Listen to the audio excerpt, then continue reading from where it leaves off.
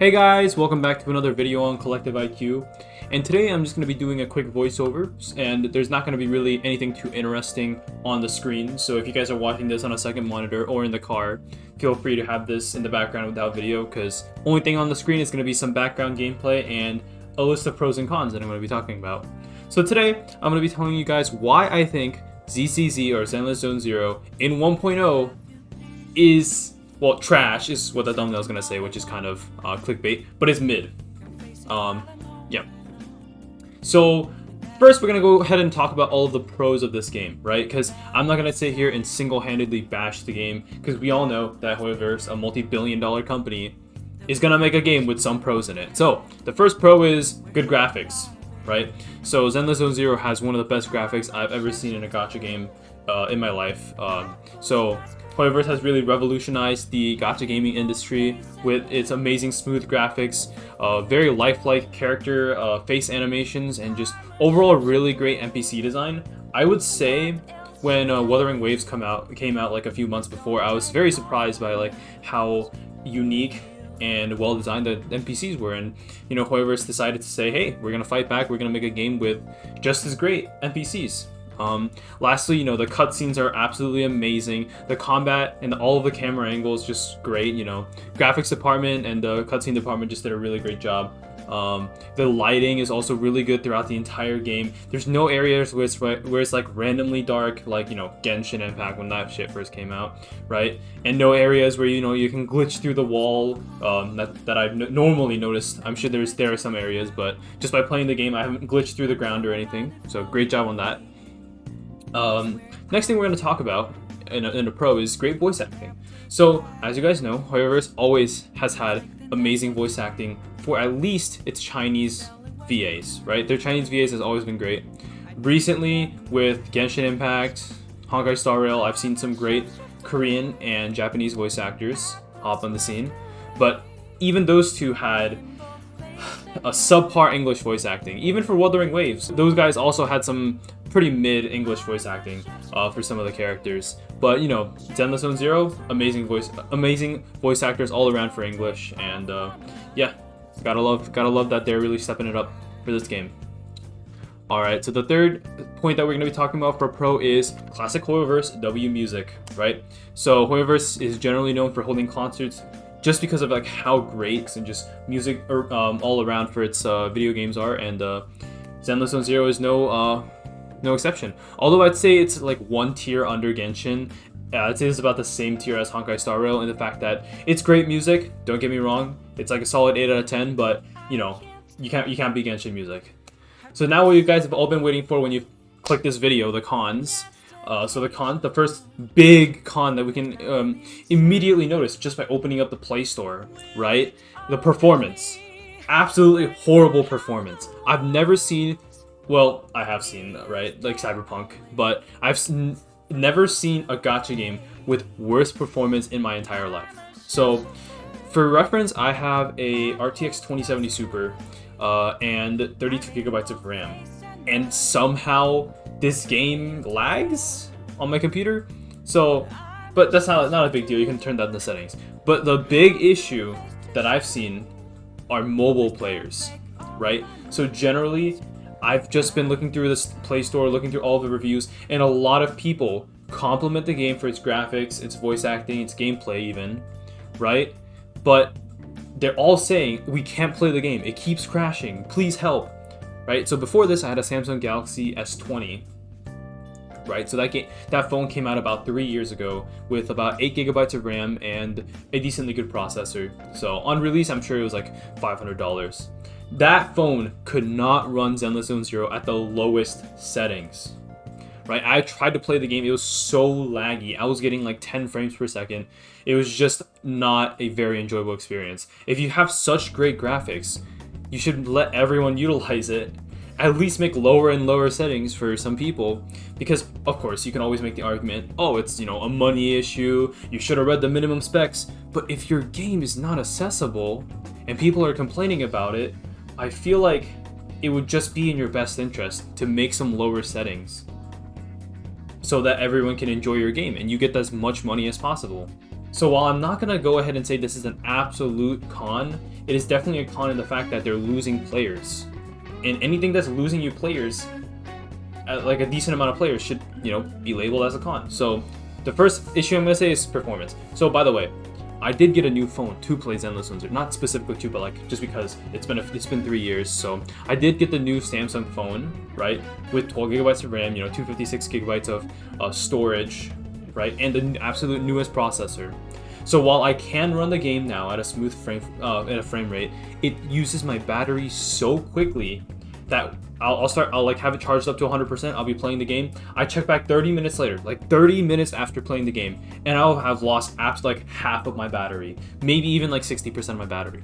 So absolutely insane battery drainage. You gotta have it charging at all times. If I have it charging on not the speed charging, if I have it on the normal wire, because I have multiple wires at different areas, if I have it on a normal wire, it actually uses battery faster than the normal wire can charge my phone, which is absolutely insane. So hopefully it makes some optimizations. Obviously this is just talking about 1.0, so if you're watching this video after some performance updates and maybe 1.1 or even 2.0 a year later, definitely feel free to let me know. Alright, so the second con that I'm going to be talking about is the clunky UI, where it just feels like there's too many buttons to click. It just feels like there's too many transitions between all of the different pages, and overall it just feels like I'm spending more time than necessary clicking a bunch of buttons. And I feel they also feel like they over animated some of these buttons. Alright, the third con I'm going to be talking about is some of the TV screen gameplay. Right? So the TV screen gameplay, while I agree has its unique charm, right? It has very interesting things you can do with it, like basically the Dad E, right? Dad E gameplay, where you're kind of like mirroring, and you know it blocks it off, so you gotta use some of your head a little bit to move it around.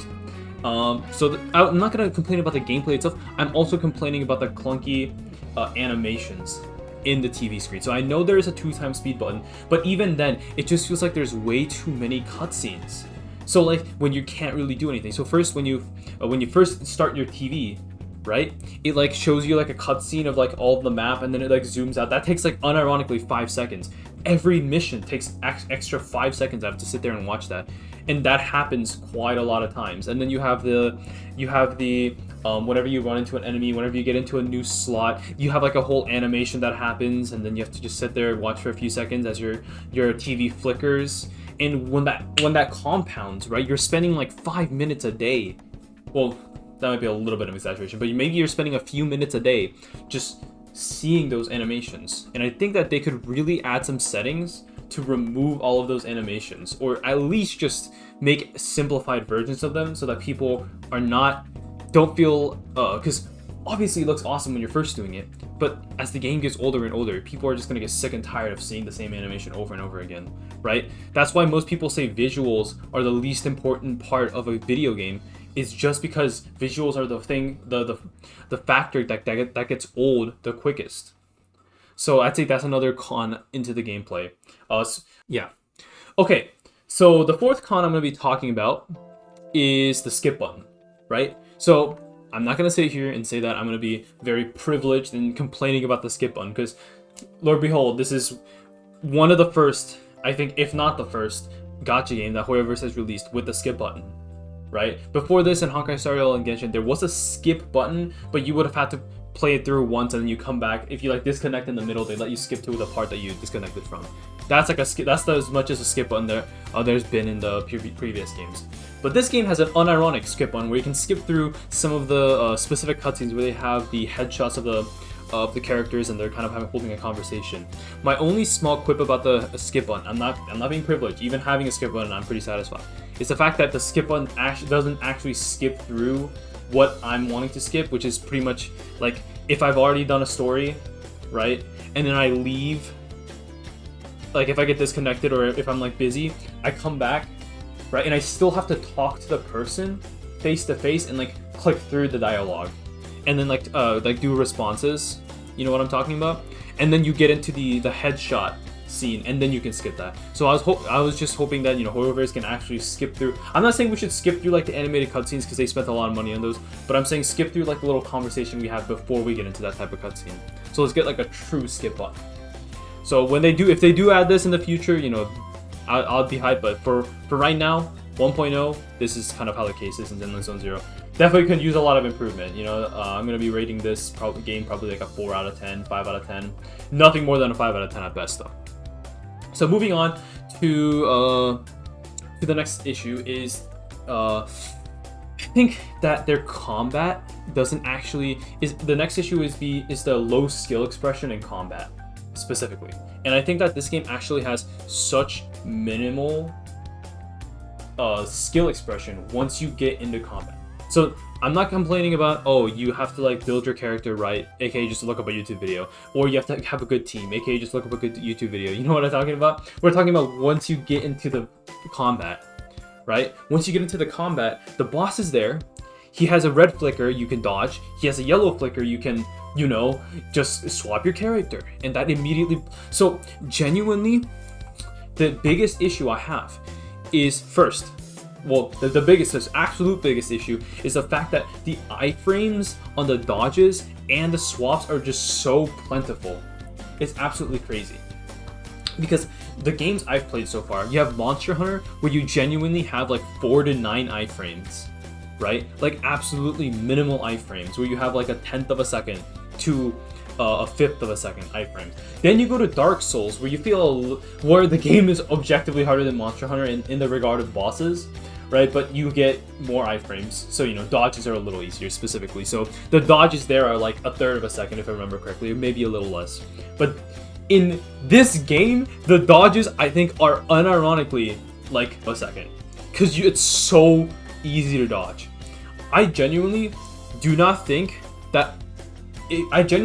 anyone has to get hit by anything in the entire game. Is just because dodging is that easy. Like, you know, Dark Souls, you would have people do challenges like no hit challenge. That'd be extremely hard and very well respected. In this game, I genuinely think if I'm like fully paying attention and locked in, it doesn't matter if I've fought an enemy before, I can just not get hit a single time. Right? So basically, skill expression does not actually exist in this game due to how easy it is to dodge everything.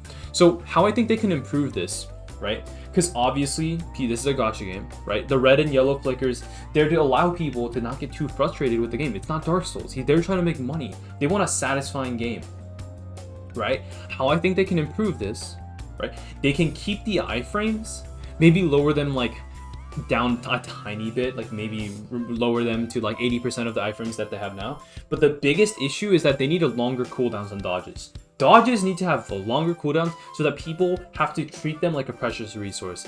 You should not just be able to spam dodges and swaps to like just never get hit throughout the entire mission. Your HP should also be a resource, right? You go through like the long TV scenes and you have like areas that give me HP, but I'm like, what is this HP for? I'm not even getting hit ever, right? What is this HP for if I'm never getting hit? Ideally just lower my corruption, man, seriously. So that is my next issue with the game. It's just the extremely low skill expression all throughout combat. Alright, so we're almost done, guys. You know, bear with me here. The next issue is going to be the mid as fuck story, right? So while the cutscenes are amazing, you know, all the dialogue is great in terms of voice acting, I genuinely think that the story is just a cut below Star Rail, right? I'm not here to make comparisons, right? So maybe I shouldn't be comparing it to Star Rail, but I think just objectively, the Zenless Zone Zero story has not really had me want to pay attention for every single side quest. You know, the main story is all right, but you know, I'm not sitting here like, I wonder what's happening next. Don't leave me on a cliffhanger. Dang it, you know, like Star Rail's main story. I'm playing that shit. I'm like, okay, like what's gonna happen next? I'm like sitting there waiting on the edge of my seat for the next version to come out. Zenless Zone Zero, and even for like Star Rail, the side quests, right? The side quests about, you know, a man finding a lover at a different space station, or like a side quest about, you know, an engineer who got kicked out from the Genius Society, you know, stuff like that. It's like really fucking interesting. I come in here and the side quest is, oh, find a lost cat. oh, take a picture of these 3 people. Like, it's genuinely the most boring side quest that I would see on a fucking JRPG. And even the main story quest is just not that interesting, okay? The agent quests, okay, those are alright. But even then, none of the story really has me engaged like some of the other games I've seen, right? Not to make comparison, but I should just be engaged. Just has not had me engaged and wanting to pay attention. So that's my second to last point. And my absolute last con, so while we've had a lot of fair points, I think I've had a lot of fair points so far, this is, I would say, the most arguable point that someone in the comments could go ahead and disprove if they really wanted to. But this is a personal opinion of mine, is that the progression system for someone who hasn't played a Horrorverse game at the very beginning might be slightly overwhelming.